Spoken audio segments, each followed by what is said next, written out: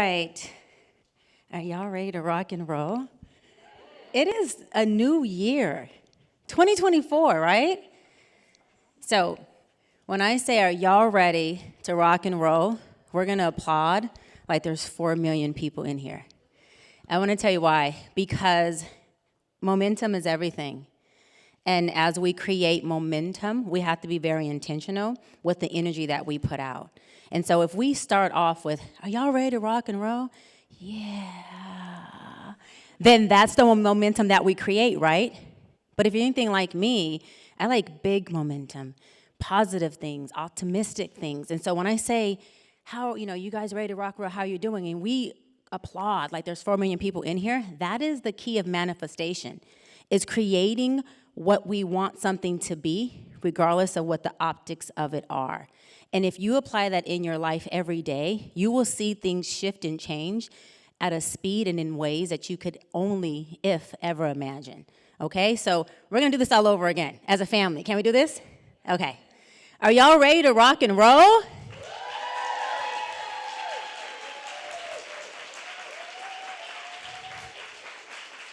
That's my manifestation family. I knew you had it in you.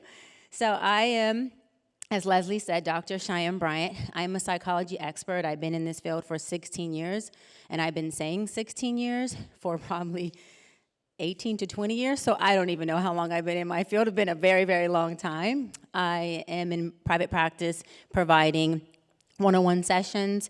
I provide wellness workshops with different corporations. I am the developer and co-producer of the show Teen Mom Family Reunion on MTV, if y'all have ever seen that. We got nominated as the best unscripted reality TV show on MTV for our very first season 2 years ago, and so it's been pretty awesome. Yes. However, my best job has been facilitating workshops here at Guest in Marciano with y'all employees and execs, because it has allowed, from what the feedback that I receive, it has really allowed folks to get into awareness of who they are, where they are, to really be able to use the tools and shifting up their perception and reprogramming narratives. And they're able to take those tools and bring them back to people that they love, because healing is contagious. And misery loves company, but the saying is that happy, healed people, we love company too.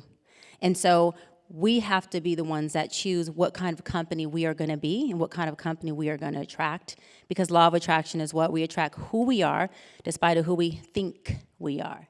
So a lot of us think that we are a particular person, but if you look at what you've been attracting, that is really your measuring tool on what's the stuff, good or bad, that's been going on within yourself. And when you take that inventory, you are not, on my watch, allowed to judge yourself. You are not, on my watch, allowed to be mean or disempower yourself if the inventory doesn't look like you want it to look.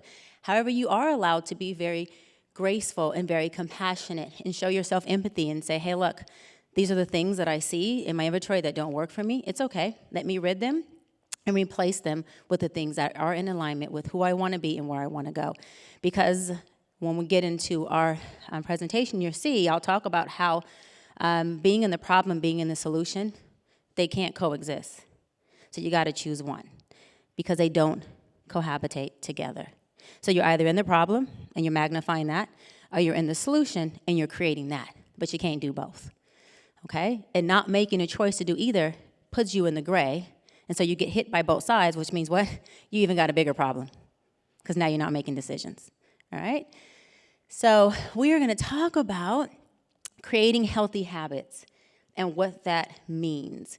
And the reason why we are going to talk about healthy habits and not bad habits or good habits is because we want to also be very, very aware and careful of the labeling and the titling that we give ourselves when it comes to how we show up. Good and bad allows for measuring. It allows for judgment. And whenever we judge ourselves, that means we have to be comparing ourselves to something to judge it. And the quickest way to disempower yourself and to dissipate yourself is to compare yourself to something or someone else who could never be comparable, because we may be similar, but we are not identical. And so you do yourself a disservice to do that, okay? So we're going to talk about healthy habits and how you create those. So what is the definition and some examples of healthy and unhealthy habits? What is a habit? A habit is just a norm, a regular repeated behavior, right, that you do over and over again. And so a habit is usually formed from learned behavior. Many of us learn how to be. We learn how to act, which means that we grow up oftentimes without a sense of self. Because if you learn how to be, then you never learn who you are. And so you never learn your authenticity of what that means for you.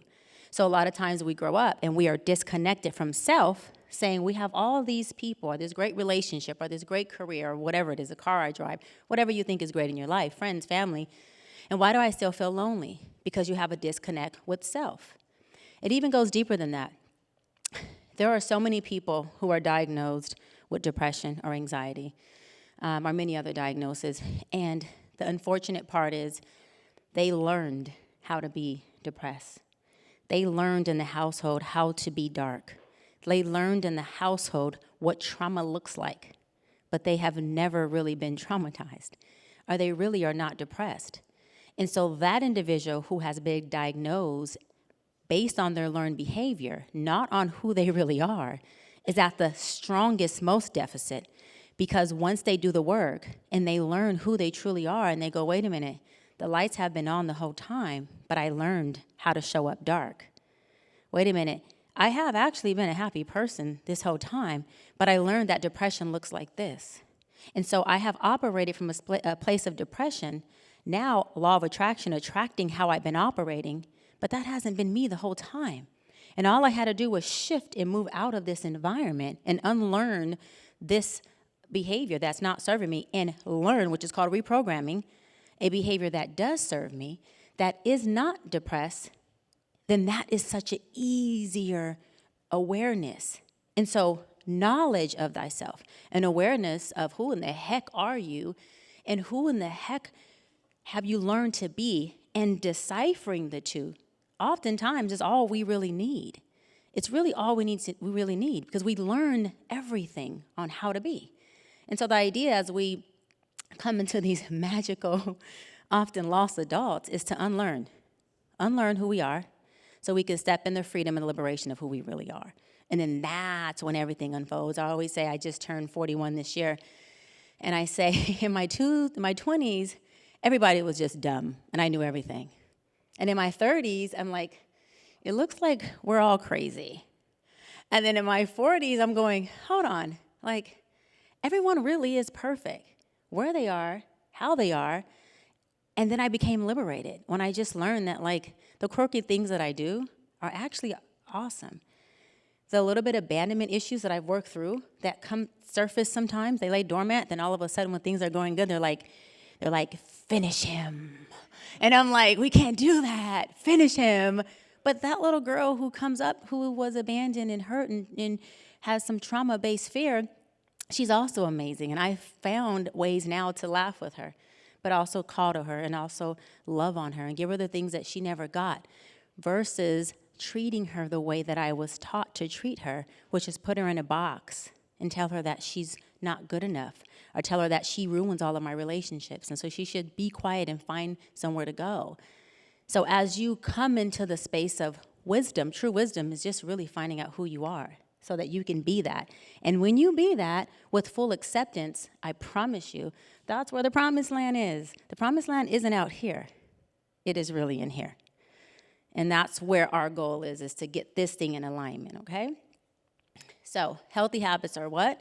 Any norm that is reoccurring that contributes to your mental health, your physical health, and I want to add on to that, your happiness, your joy, and your peace of mind. If it contributes to that, then it is a healthy habit. It doesn't matter what mom says or kids say or your bros say or your friends. If it contributes to that, then that's a play you should continue to run, okay?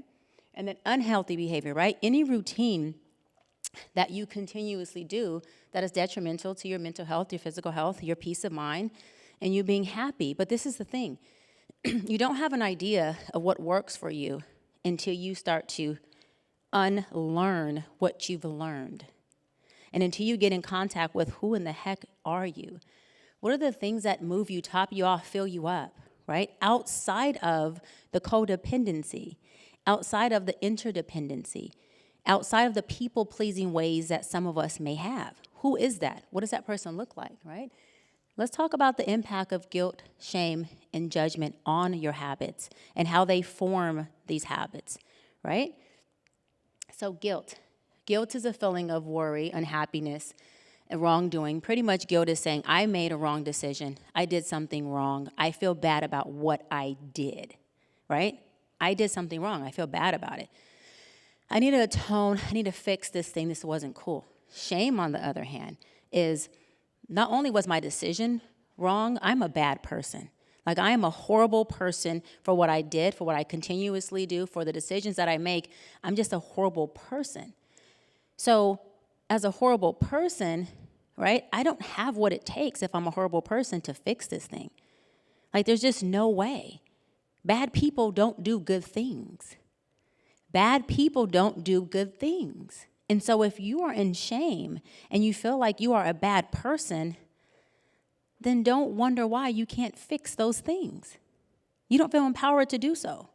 And disempowerment doesn't give you the critical thinking skills to line up solutions for problems or issues that you may want to fix. But if you can get into the place of guilt, and this is where guilt gets tricky.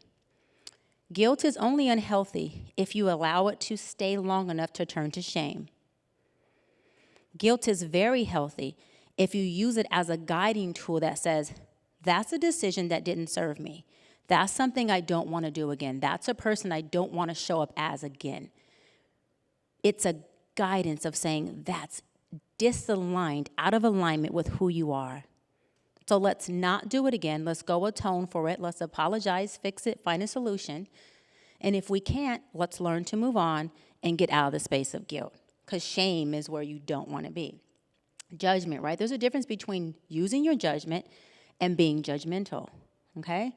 So judgment is just your ability to make decisions that are sensible, your ability to decipher what is healthy or unhealthy for you, right? That's judgment. Judgmental is totally different. Judgmental is an excessive point of view that's projected onto others and yourself, resulting in you feeling disempowered.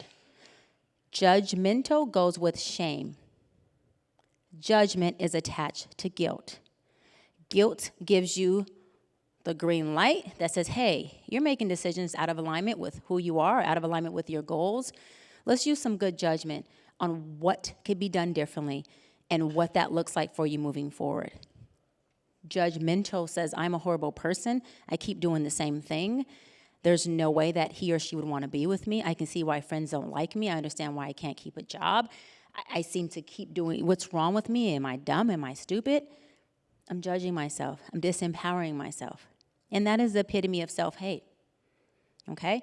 And so when you're in a place of judgment or in shame, you can only feel shameful about parts of you that you feel you don't like. Not liking parts of you turns into self-hatred. And self-hatred is the opposite of self-love. And so now you are in a dark space. Not that we can't find the light switch, but you're in a dark space from your own unrealistic false narrative about who you are.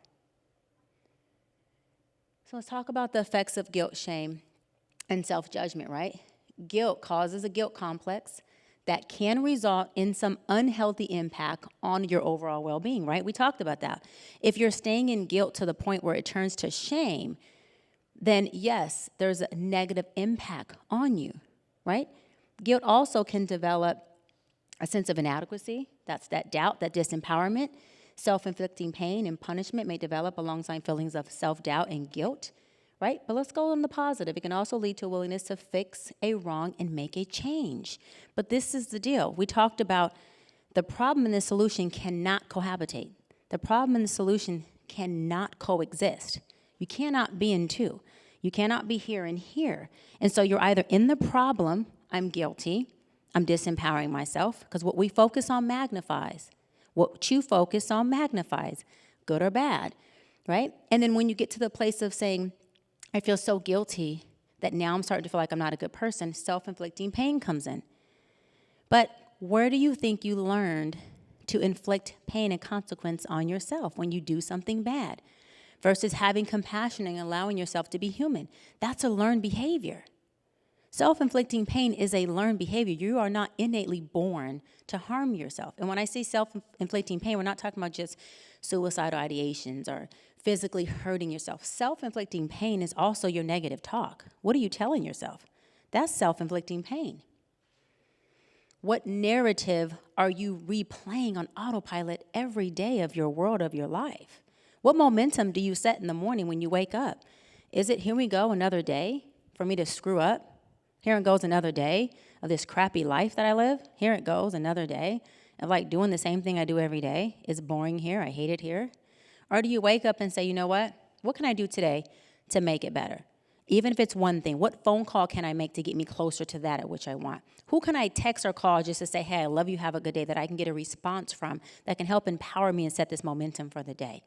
I'm now in the solution energy, right? Even speaking the solution energy feels different, at least for me. I'm revved up. I'm ready to go. Good morning. Hello. I'm here. I've arrived. I'm coming. I have dominion. I'm going to possess. It's mine. There's a whole different wheel rolling here. Whole different wheel, right? Versus the former, which is being in the problem energy. They cannot coexist. And I keep saying that. I want to drive that home because folks will be in the problem energy but will beat themselves up for not having a solution, and that is self-inflicting pain. Because you are now telling yourself that you are inadequate for not solving something, but you keep focusing on what you're trying to solve. So it doesn't work like that. If I lock the door and tell you to come inside and you're knocking and banging, I'm going, come in. What's wrong with you? You're like, the door is locked. I'm like, come in. What's wrong? The door is locked. And I start to gaslight you and tell you, you can't open a door? What's wrong with you? You're that inadequate? And you're like, the door has been locked the whole time. That's how solution does when you're in your problem mindset. Solution is waiting to be downloaded, waiting. I'm here. Once the problem occurs, everything's polarity. Once the problem occurs, the solution is there anyways. They're married. All you have to do is move. Move. Move your thoughts. Move your perception. Move your mindset. Always remember, this is a great, great coping tool is as soon as a problem comes, I always tell myself, as soon as a problem comes, because I can still get a little, I'm human, I can still get a little anxiety of like, oh my God, problem. And I go, wait, girl, if the problem's here, guess who else is here? Solution. Because them folks are married. They're in alignment. They don't travel anywhere alone. They cannot. It's like a banana with the banana peeling. Dude, they grow together, they come together until you peel that thing, right? And so when I remind myself that I'm able, even if I don't know the solution, to come out the problem, what does that mean? Shift my perception. Even if you have to shift your perception to something positive. The vacation you have coming up, the job that you love, the happy hour you and your guy friend or your girlfriend had the other night. Whatever you have to, the weekend that's coming up, shift it. Just get out of the problem energy. Get out of there. That's the main thing is shifting. Folks have a problem with shifting. But once you learn to shift, then you've arrived. Okay? It's always the small stuff that tends to get us and keep us there. And now, what are the effects of shame? Right? It leads to self-doubt. Depression does not, guilt does not lead to depression if we can use it as something that helps us get in alignment with what is right. But shame will always lead to darkness. It will always lead to depression. It will always lead to codependency. Excessively needing approval from other people. And oftentimes it is what? The root of the harvest, the root of the fruit of addiction, infidelity, and all the other disorders, right? And all the other problematic behaviors. I always say, you want to know what someone is going through?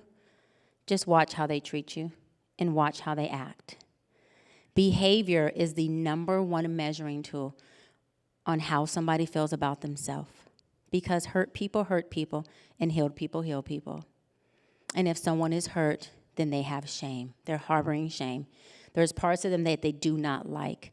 And if they can rip you apart about everything they don't like about you, it is a direct self-projection of the self-hate that they have within themselves.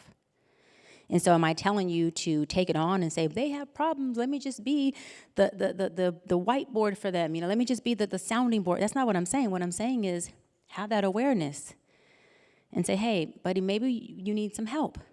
Maybe we should have a different conversation. Maybe there's something going on with you that's more than just you tearing me apart. Because all we are little projectors. And all we do is project on everyone exactly who we are in that moment. And if we want to be different for others, we have to be different for ourselves.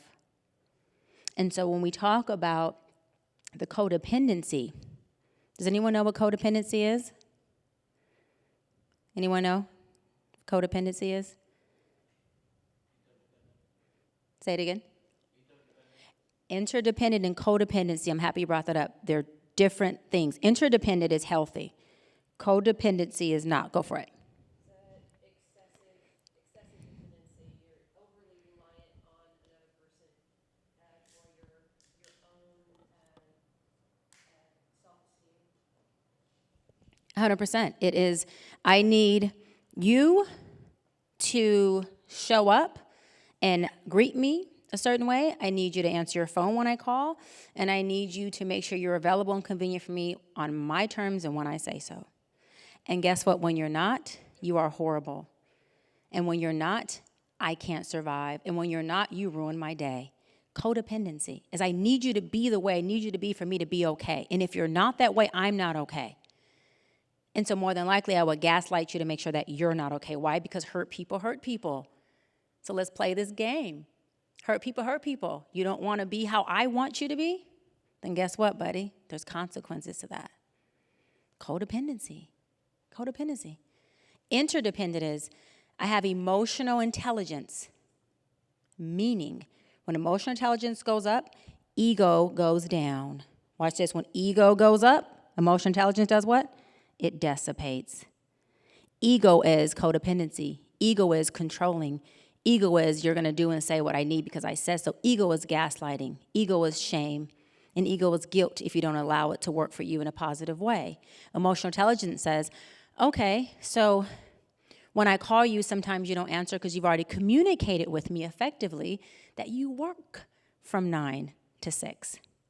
So if I call and you can't answer, or if I text, you take a long time to text me back, I have an understanding, right? So I don't freak out. I can stand on my square and be okay. And when you text me back, I have understanding and compassion that says, hey, you know, this is what I was going to tell you 2 hours ago. And I'm okay with it. I really am okay with it. I'm not saying it, and later on I'm going to gaslight you because I'm codependent. I'm really okay with it, right? And so I can let you be you. You can allow me to be me. And we find the things that are conducive within each other, and we lock in on those because it's more profitable to lock hands than horns with people. It's more profitable to lock hands than horns with people. But a person who is in shame or a person who is in darkness, they're not looking to lock hands, not because they're bad people, because they're not in the position or the capacity to do so, because they're not doing it with themselves. And again, whatever we don't do within ourselves, we cannot do with others. I can't give you what I don't have. If I am a bottle of Coca-Cola, you keep asking me for a Sprite, you can drink me all you want. I'm going to still be Coca-Cola. I'm not going to change up to Sprite. So where the emotional intelligence comes in at and dissipating the codependency is I allow you to be Sprite, I can be Coca-Cola, and maybe we can have an enchilada together that we love, right? But we find the medium of what works for us. And for a lot of marriages, hello, that's a big tool for the folks who are married. Emotional intelligence is the foundation if you want something healthy. Emotional intelligence and interdependency, not codependency, is a foundation of being married. It's can I allow my husband or wife or my partner to be who they are and not need them to be who I marry them to be. Right? Because I'm dependent on you feeding me what you fed me when I married you. That's why I married you. So you want to change up 5 years later? You want to change up 10 years later? I'm no longer fed. Well, guess what, buddy? That's why it's called self-work. You got to do your work. So in those moments that we can't feed each other, we can stand on our own square, and you've learned how to feed yourself. Because we are no longer in the infancy of our relationship. So it's okay to feed an infant, but as grown adults, which comes with time and growth, i.e. growth and time in a marriage or relationship, I'm hoping that all of us in this room feed ourselves at this point. Use that in your marriage. Have compassion for your partner. And don't expect them to so treat you as the infancy stage of your marriage or relationship, because it's supposed to grow to interdependency. All right? Self-judgment creates a feeling of not being good enough, extreme self-criticism. You never do anything right. And so guess what? No one in your life ever does anything right because you're little self-projectors. It limits our ability to express yourself, right? Results in stress, anxiety, depression again. And what? Self-judgment is the main cause of fear, anger, anxiety, and depression. Because whenever you limit yourself from expressing how you feel, there's a problem. Because suppression equals depression. Suppression equals depression. I want y'all all to understand that. Isolation breeds depression. Suppression breeds depression. Isolation breeds depression. Suppression breeds depression. We are here to communicate. And if communication doesn't come verbally, that's fine. It can come written. It can come through songs. It can come through journaling. I don't care how it comes, but your job is to express outwardly what you have inwardly so you can empty out. Because at some point, when you fill up and top up of that toxicity, then everyone around you is intoxicated by your stuff. And of course, you at the root of it. And so it's important to communicate, not to just communicate in a way that inflicts pain on yourself and others, but to effectively communicate from an emotionally intelligent space, which I like to call the sandwich effect. And what is the sandwich effect? The sandwich effect is you have two breads and meat in the middle, right? The two breads are the positive affirmations. The meat is get to the point. So if I'm talking to this good-looking gentleman in the front and I want to tell him that I have a problem that every time I engage with him, he doesn't make eye contact with me. The sandwich effect goes, hey buddy, what's your name? Yeah, James. Say we're good friends, right? And I have a problem with you, James, and I'm going to use the sandwich effect.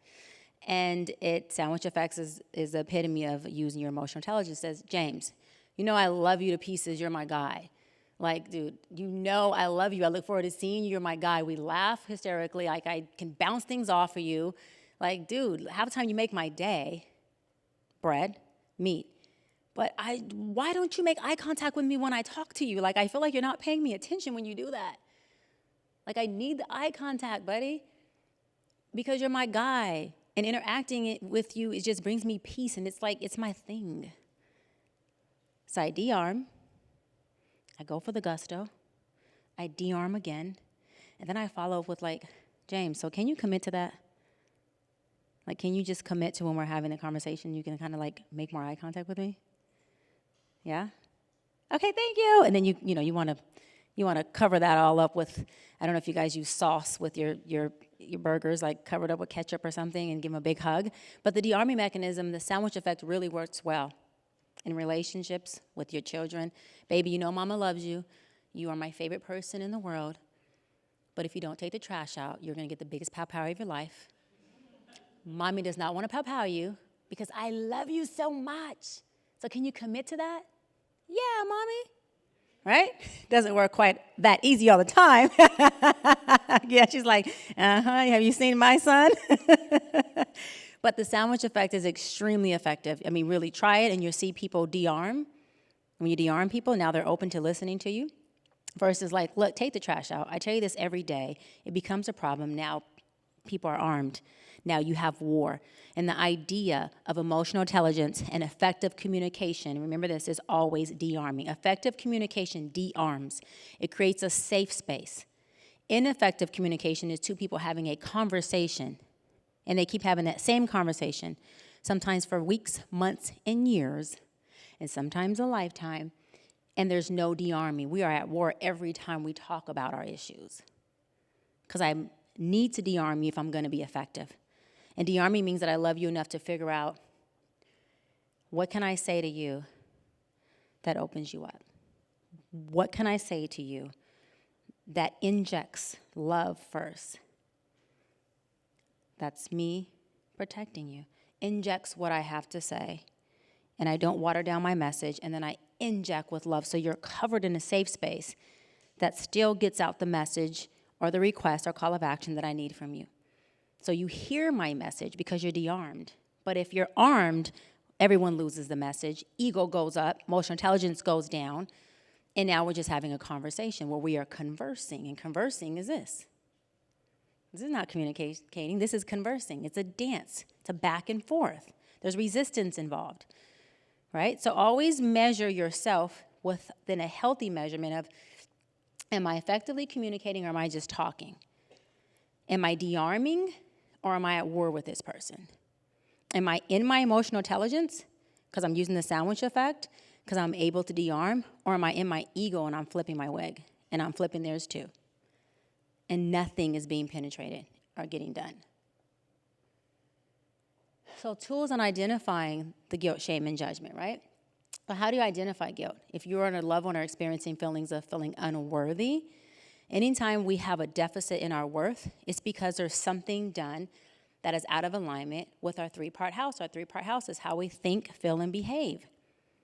If you're out of alignment with your three-part house, that means whatever you thought wasn't in alignment with what works for you, whatever you feel was out of alignment of happiness, joy, and peace, and whatever you're doing, behaving, and acting is out of alignment with positivity. Because who we are at our core is really just peaceful, happy, relaxed, chill people.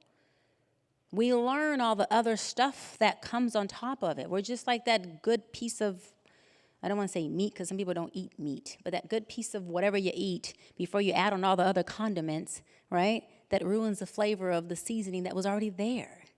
Like that's what it boils down to, right? And so again, if you find yourself isolating or becoming defensive all the time, you're definitely guilty about something. And when I say guilty about something, it doesn't mean you're guilty about something you did with someone else.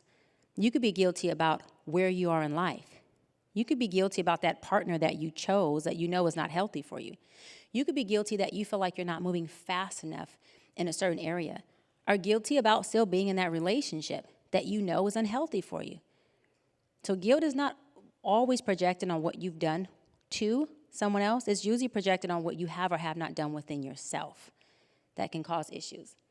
Right? So how do you identify shame? If you're experiencing the negative self-image, if most of your self-talk is negative and you can't get out of that, then there's some shame that's there, right? And the other thing is, if you're concerned, again, with how people perceive you, that codependency of I need you to like me, I'm concerned that if you don't like me, I feel less valued, then there's definitely shame that's there. If you're feeling rejected, inadequate, regretful about things, right? And then the fear, again, of not being able to fit in, not being able to stand on your square and be who you are without the inability to be affected by how someone thinks about you. And then self-judgment. Having the negative self-talk, right? What is your narrative? How critical are you of yourself, right? Often automatic reactions that you have of your own thoughts, actions, and feelings. So how are you responding to your three-part house? When you have certain thoughts, are you countering your empowering thoughts by saying, I didn't do it last time, so I can't do it now?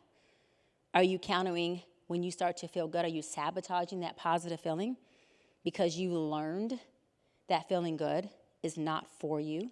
You're not deserving of it? Are you sabotaging those things? And when you're showing up in your confidence and you are demanding and commanding that room, or you are showing up to your workout and you know you just killed your workout, are you sabotaging those feelings? Are you sabotaging yourself to say you didn't because no one's gave you a compliment? Are you sabotaging yourself, right? So those are how you identify if you're in that space. Now let's talk about what self-judgment looks like. These are some of the things. How could I have said that, right?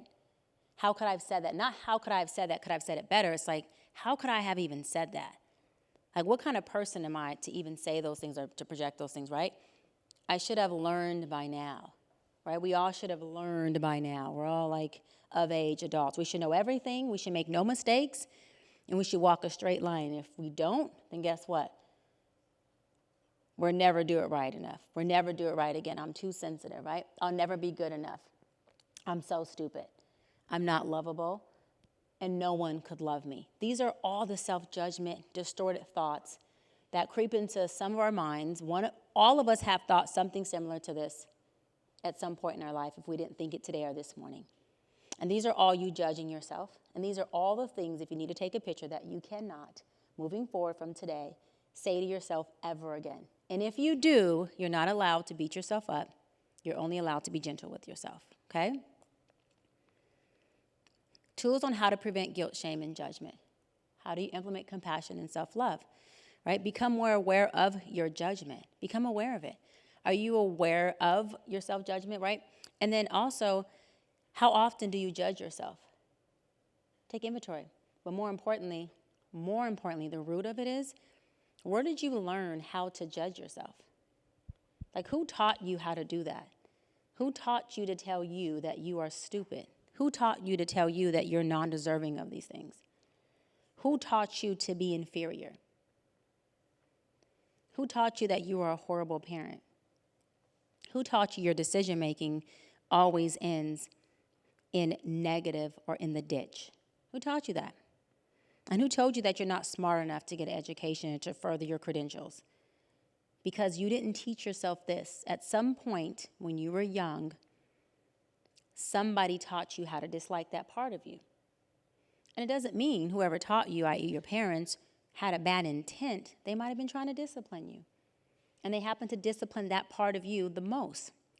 I know when I was growing up, I used to always I talked too much in class, right? And sometimes I was a class clown.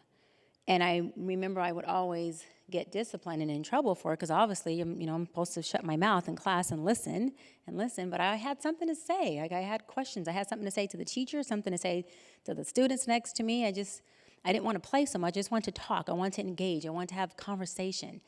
And I would get in trouble for it all the time. And then I remember as I got older and I started to speak for a living and I started to keynote speak and facilitate wellness workshops and speak on shows and do different things. We were having a big movie premiere for one of our shows, and I looked over to my grandmother, and she was like giving a toast and saying how proud she is of me, and I said, "Mom, guess what?" She's like, "Yeah, baby." I'm like, "I'm getting paid to do that exact same thing I used to get in trouble for all the time in school." And she starts dying laughing, but in that moment, I learned that had I allowed her positive judgment for that season to dissipate and make me really hate that part of me, I wouldn't be in my purpose. I wouldn't be able to stand up here before you all because I would think by me talking this much is a bad thing. I'm not supposed to, right? You guys aren't listening to what I'm saying. I can't possibly be saying anything that's of worth. They're bored at this moment. I don't have their attention. I'm supposed to be quiet. But I was able to stand on my square, and thank God, through her raising, she raised me to be very much who I am. Even if she told me things should go this way, she allowed me to have my own authenticity. She didn't strip me of that. And so I learned that I can be who I am, even if she's saying that it's wrong. That's an art as a parent, because I don't even know if I could be that good. I always say, I don't know if I could be that good, Mom. I might just go straight to the pow-powy and say, ask questions later. Who knows? But I want to say, ask yourself, where did you learn that was not okay? Where did you learn that part of you should be judged? So what I want all y'all to do as a form of your first homework, there's probably going to be another homework coming up. In all of my sessions with my clients, they get homework at the end of each session. So this is one big session, okay? I want you to take inventory of all the things you judge yourself on. And then on the other side of the paper, I want you to write down, where did you first learn how to judge yourself on that? Where did you learn that about yourself? Where did you learn that you were too loud or you were too quiet? Where did you learn that you talked too much or too little, you asked too many questions? Where did you learn that your energy was too big or you were too small or you were too confident or not confident enough? Where did you learn that, right? And then I want you to start to unlearn it. Unlearn it, because that more than likely may be exactly what has you in a deficit. That's the part of you that you're dissipating that needs to be free. Step into the feeling, acknowledge it, and become aware of it, right? How does judgment make you feel? How does it make you feel? And allow yourself to feel that. Why is that important? because you can tie and align how that self-judgment makes you feel to how you felt when you were younger to figure out where the judgment was taught. Because there's a payoff in judging. Everything we do, there's a payoff. And so if you judge yourself, it's because there's a payoff that's familiar. What's familiar in your self-judgment? For those who grew up in a household where there was trauma, right? Those folks will continue to recreate trauma in their life because it's familiar, not because they like it. You guys, no one wants to be traumatized. No one wants a broken heart. No one wants to be abandoned. But if all I know is abandonment, then you're dang right. I'm going to go create it subconsciously for the rest of my life because it's familiar. It's my norm. It's what I know. And so when I get into this friendship with you, and every time we're on a good path, I tell you, don't call me no more. And you're like, but things are going good. Don't call me no more. Because it's my norm. Division is my norm. Right? Fleeing is my norm. So when I lace up my track shoes, don't be surprised. Don't ask me what I'm doing. This is why knowledge of your partners, when I say partners, I'm not just talking about romantic partners. I mean friendships, children, loved ones, your partners, people you are in partnership with, okay? Knowledge of them is important. Because if you know that I'm a fleer, because I was an abandoned little girl, now I'm an abandoned woman, and I'm still working through my stuff, then guess what? You don't personalize it when I flee. You don't personalize it. You're able to step back and say, wow, I gave her everything that I had. This is a part of her that is familiar and normal. So no matter what I do, this person's going to flee. Or let's talk about people who learn how to fight really well, not just physically, but emotionally with their words, because they grew up in a household where it was a hostile environment. And boy, people kept things flying across that house. Words, sometimes fists, sometimes objects. And you say the smallest thing to that person, and they go into fight, not flight, fight mode. Well, that's their norm. That's what's familiar to them. They've learned that that gives them a payoff, even if it's negative. So what are some of your norms that you do that you go to immediately because you're familiar with it? And because you know nothing outside of it, that's your go-to. You lock in. For some people, it's road rage. For some people, it's control in their relationship, right? The last person they let control them or manage them or lead them took full advantage of them, broke and crushed their heart. So you're damn right you can't control me, and you can't even tell me where to go, how to think, how to feel. I'm going to run this whole freaking project. You will listen to everything I tell you to do. Because if I can't be in this extreme control, guess what? I'm in extreme fear. Because if I don't dominate you and control you, remember, there's only two things. You can't be in two at the same time. If I don't dominate and control you, which is an illusion, then I'm in my heartbreak. So I overcompensate by dominance and control so I don't have to feel or deal with the pain that came with not being in that familiar, dominant, controlling space to begin with. Then I would judge myself and say, had I ran the last person, had I controlled the last situation, I probably wouldn't have ended up with a heartbreak. I probably wouldn't have ended up with this. Not true. Not true. You can't speed things up. You can't slow them down. If it's coming, baby, it's coming. Newton's sixth law says anything traveling at a certain speed is going to continue at that speed and at that pace until some object comes and knocks it off its course. Same thing for your dysfunctions. Same thing for your patterns. Same things for your toxicity. Newton's law, Newton's sixth law, look it up.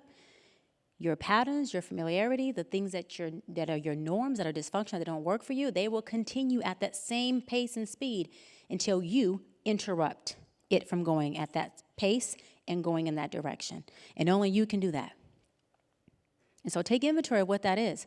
I know for me, some of my norms, because I grew up and there was some trauma, and a lot of mine, what was familiar for me was the control factor. If I can control it, it can't hurt me.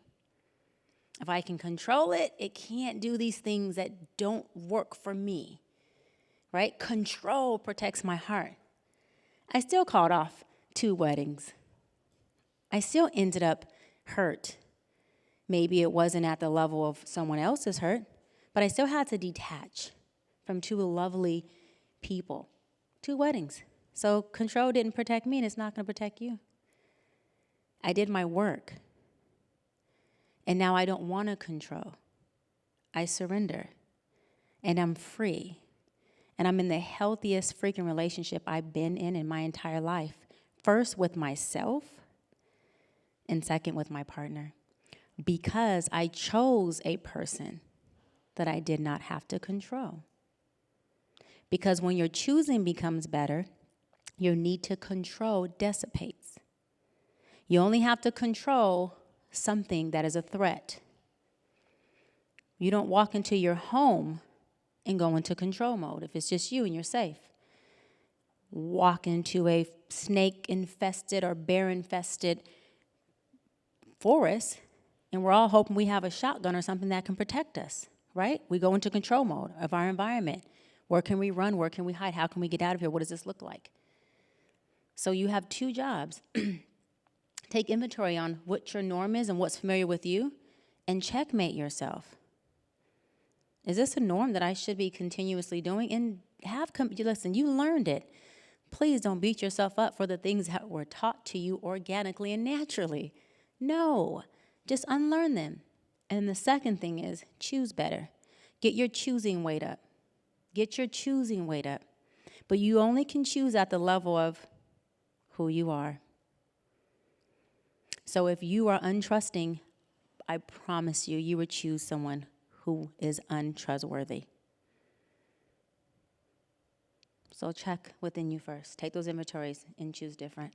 It's very liberating and very freeing. And replace your judgment with loving, kind phrases to yourself. And what do you love about yourself? What are you proud about yourself? And I love this last one. I really, really, really do. Be a friend to yourself. Be a friend to yourself. And if you're not a good friend to others, then you got to go back up to take an inventory of what do you associate to friendship that would make you not show up as a healthy friend. Everything we do goes back to what do we associate to. So I had a client yesterday, he's so amazing. He associates being vulnerable and being emotional with his partner as being weak, as a man, as being soft. This is his associations. And he associates being open and loving as when I'm sad, he always says, well, when I'm sad, I do feel what I feel, right? When I'm not having a good day, I do let myself. So all his associations to love and emotions were sad or negative or bad days. And I let him go on purposely because I needed him to keep feeding what he was eating on so I can figure out, well, what does love mean for him? And I said, did you realize that everything you associate to love was either negative, sad, hurt, or pain? And then you wonder why your partner says that she's emotionally withdrawn from you to the point where she can't even be intimate with you? Because you're emotionally disconnected and withdrawn from yourself? Because what you associate to emotion and love is pain? And who in the heck is going to just volunteer to be in pain? No one's going to do that. So if you associate negative, distorted thoughts to love, that is meant to be the most liberating, peaceful, freeing thing on earth, the most safe experience, then of course you're not lovable. And of course you're not loving healthily.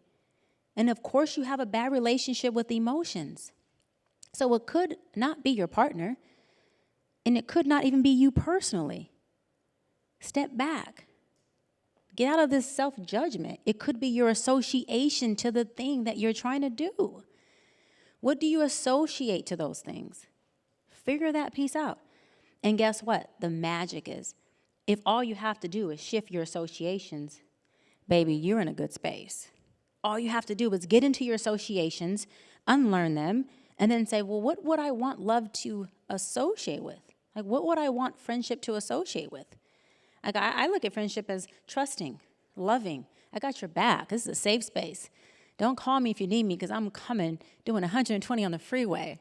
If I get a ticket, the police coming with me. I'm just getting to you, right? I look at it as I trust you, transparency. You can depend on me. You don't have to ask me things. I'm going to tell you. You don't have to just ask me to bring you medicine. You tell me you're sick. Hey, I'm coming to bring a care package. Carolyn wasn't feeling well today. She texted me. I said, Carolyn, let me know if I can send you a care package. Do you need a care package? Where can I send it? Right? So my association to friendship is that. So when you get me, you get that. When people get you, what do they get? Because you get that too. And so being a friend to yourself means what? What do you get when you get you? What do people get when they get you? And are you proud and okay with that? Are they getting your norms, your dysfunctional norms? Are they getting the authenticity of the person that you've allowed yourself to really come out, shine, and be? So that client's homework was to create new associations to love. And he goes, you know what, Dr. Bryant? You're right. I never thought of it like that. I've never thought about it like that. I'm always in my logic, because if he's in his logic, he can overcompensate for not having to be in his emotion, because emotion brings too much pain for him. And a lot of us do that. We're worried about not connecting. We can't connect with anyone. We can't find a partner. I don't have friends. Well, you're not connected with yourself because you run from emotion. Relationships are connected from the heart space, not from the head space. Okay? Once the memory goes, there I go. But if I connect from the heart space, I have a friend for life. You have a partner for life. This is where your fulfillment will come from, your heart. It knows what it wants. It knows how to get it.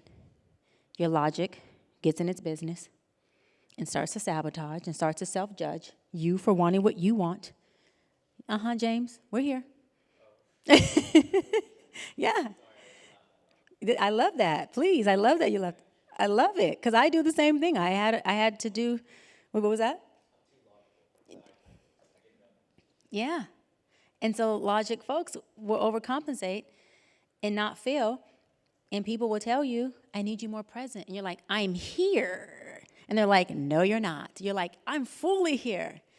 But you're not, right? So you got to tap into that emotional piece more, because it's easy to be in logic because it's safe there.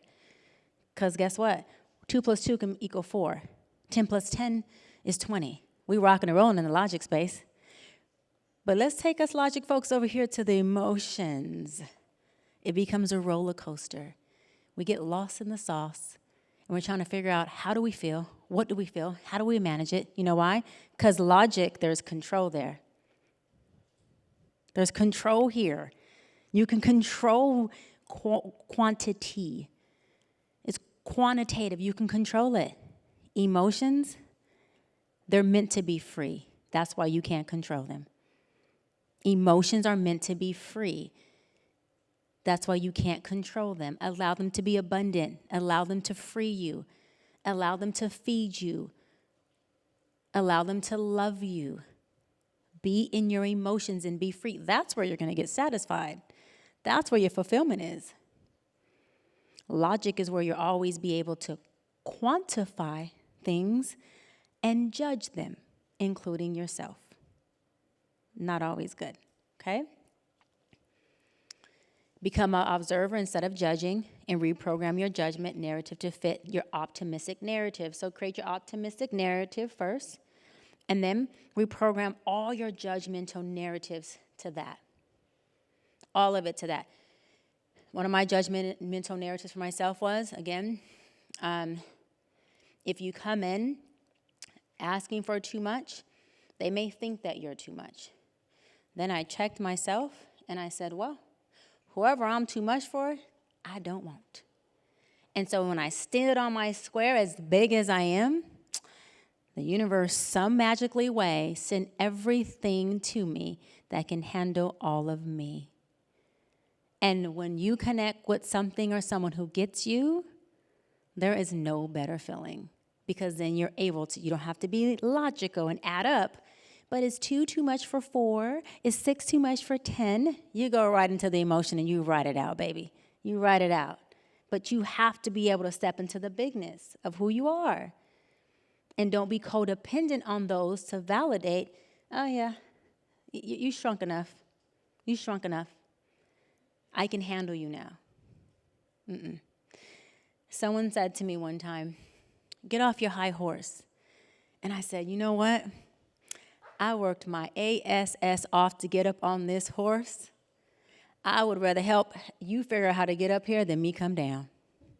I worked hard to get up here. I wasn't always on this horse, and I'm not riding on this horse higher than anybody else, right? I just worked my butt off to get up here. And what do I look like coming off to get down there so that you could feel better about yourself, Mr. or Mrs. Codependent? But I help you get up, and we can ride together, right? Or you can saddle up behind me. My horse can carry your weight, but I'm not getting off this horse, and I'm okay with that. James, do that number, do that logic. I'm just playing. Right? And so how to identify your unhealthy habits, choices, people and circumstances that don't serve you, get in your reality. What's working and conducive to your happiness and mental health? That's a straight shooter tool. It's inventory. What's working, what's not. But you got to be real with yourself. You got to be real with yourself. What's working, what's not. Okay, you got to identify that. Put things into perspective. Right? Perspective. What is the keyword real impact of your habits, choices, people, and circumstance? Many people have a disconnect between perception and reality. Are you one of those people? This is my perception of it. This is all horrible. It's not going to work. This is crazy. My fear, my dysfunction, my norms are coming in. That's my perception. Reality is, this is the best life I've ever experienced. It's all going so amazing. It's just new to me and unfamiliar. But it's everything I ever dreamed of, everything I ever prayed for. That's the reality of it. But my perception, which your perception is formed by your norms, is formed by what you're used to, what you're familiar with. Be careful with familiarity, please. Growth is not familiar. So if it's growing the same, it ain't growing. I have a whole garden in my home. I have like 2 cherry trees. What I have, a apple tree, papaya tree, fig tree, mulberry tree, orange. We have passion fruit. We have everything you could think of. Grapefruit, all this different stuff, right? Orange, lemon. And every season, some fruits don't grow, some do. Some grow more, some grow less, but we never get the same familiar growth. We have plums, we have peaches. We don't get the same familiar. In some seasons, one season, my loquats, my favorite freaking tree, didn't even grow. So what am I saying? That growth looks just like I said. It's unpredictable. But it shouldn't be always familiar. The only time you want to keep it familiar on purpose, intentionally, is if it's conducive to your happiness, conducive to your goals. Otherwise, be open to the switch up and be careful with what your norms are. Notice your saboteur. What are your habits, choices, people, and circumstances telling you, this is my favorite part, about yourself? What are the things that you're picking, choosing, and doing telling you about you? Because I'm only choosing you because I see something in you. We see in others who we are, not who they are. We see in others who we are, not who they are. So we are constantly choosing ourselves and other people. We're not choosing them. Because remember, if it's unfamiliar, we don't know it. So I'm choosing the familiar I see in you that I see in myself. And I say it in my book, Mental Detox. If you spot it, you got it. Whether you want to believe it or not, if you spot it, you got it. So take inventory. What are these people telling me about myself? What is it? Because that's all folks are doing is directly reflecting to you. Life just reflects back to you what you do. When you get up and you do your hair, You see your hair and you in the mirror. You don't see me. You better not see me. That would be funky. I just come in the mirror like, hey, it's Dr. B. Did you do your daily affirmations? But, right, it reflects back to you who you are. And the biggest concern that people have is not seeing their reflection for what it really is. They cover it with the perception of what they want it to be so they can hide behind the things they need to fix or work on. Or sometimes the things that you don't like about yourself. And just because you run from them doesn't mean you're going to stop liking them. You need to face them and have a conversation with every moving part of you. Because to negate one part of you is the epitome of self-hate. Okay? Take responsibility. What action can you take now to course correct? Today. Because living in the past is depression. Living in the future is anxiety. The only time you really have the peace is here in the present. So whoever's living in the past, trying to fix whatever happened, you're definitely in depression or you have symptoms of it. And if you're living in the future, you're trying to get there too fast, you're not there yet. So you got to have anxiety because you're not there yet. Okay? The only time that you can do something now that affects today to course correct is doing something now. So you ask yourself, what can I do right now in this moment that it makes me feel better, that can create a solution? And sometimes the answer may be do nothing. The answer may be still. Relax. Take a day off. How about stop thinking about it? How about take the bath you were going to take? How about go to the happy hour you wanted to go to, but you judged yourself because you didn't work enough that day or get enough done or reach deadlines. So you don't deserve a glass of wine. What? That's the self-talk? Absolutely not. Right? Future possibilities, what actions you can take to prevent this from happening again. Now listen, prevention is the biggest tool we can do. Intervention is good, but a lot of times intervention can be too late. And I'm very much a positive Patty. I'm not a negative Nancy. Intervention takes more work, even if it's not too late. Prevention will prevent you from even getting to the place of possible guilt, shame, or self-judgment. The only way you can prevent is to learn to learn how you're showing up, learn your norms, learn what's familiar for you. Perfect example. I was able to prevent the abandoned little girl in me from sabotaging a really, really great opportunity that I wanted anyways. I was packing up to become a dual residence, and I literally was telling God 6 months before this opportunity came up, like, I would love to live in 2 different states, right? And be able to travel back and forth, and I, my career allows for that. My stuff is virtual. I have my online school. I love to travel. I don't have any kids yet. This would be awesome. And the opportunity came. I'm packing up my stuff. I'm like gleeing. I'm so happy. Like, oh my God, I'm packing up. I can't wait to get there. This is amazing. It's exactly what I wanted. God, you're always listening to me.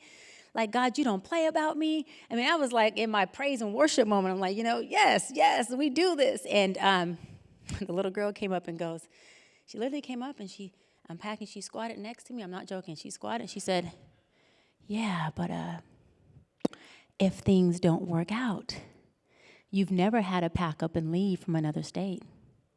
You've always been only 30 minutes away to pack up. And I thought, oh my God, right? Because I have knowledge of my issues and my abandonment and my sabotaging ways, I stood up and I'm like, it's happening right now. I was so excited that I had the awareness to know it's happening. And I didn't pack that little girl up in that bag with me and bring her. I checked her right there. I said, check this out. See, the difference now than then is I trust myself to be okay, regardless of which way this goes. And so I'm packing and going, and you're not invited. And so I'm not telling you you can come or stay. I'm telling you that you ain't coming. And we're not going to mess this up because we're going to do things right. And every time you come in my mind to negatively self-talk me, I will checkmate you out the door. And she said, well, I guess things have changed here. And she retreated. And I said, I want you to know that every time you pop up, I will check you. Every time you pop up. There's no room for you here because I am aware of you. But at any point in time you decide to change your narrative, welcome aboard, right? And I got to where I was, and I shared it with my partner. I said, let me tell you what this young little Dr. B told me. The abandoned little girl came up, and she showed me my growth. I was able to prevent me from being in a fear-based mindset. And I am never been more healthy and excited to be here. And so just want to show you how you have to be in contact and in alignment with yourself. You can't afford to have a disconnect within yourself, because I was able to literally be so clairvoyant in that moment with her that I listened. I thought, this is what was happening years ago. This is exactly what I was intervening, and now I'm able to prevent. And I'm able to share it with the person who I have a safe space with. Because guess what? I'm choosing better now. My decision-making skills are much better. And more than that, I trust myself that if I chose you wrong, James, I'm okay. And I know when to pivot. I'm okay with that. But I won't pivot at the sake of sabotage or abandonment. I'll pivot because maybe it's not healthy here. And because I am healthy now, I will be able to identify that a lot sooner. You see the importance of being locked in with you? Not locked in with anything outside of you, but locked in with you. Very important. Learn from your mistakes. What is the important lesson here? The important lesson there for me and the little girl in me was to see where I had come full circle, to learn that sabotage is not the answer. And I was able to be empowered by seeing how much I truly trust myself now, how much I really trust me and my resource for me, which is my higher being.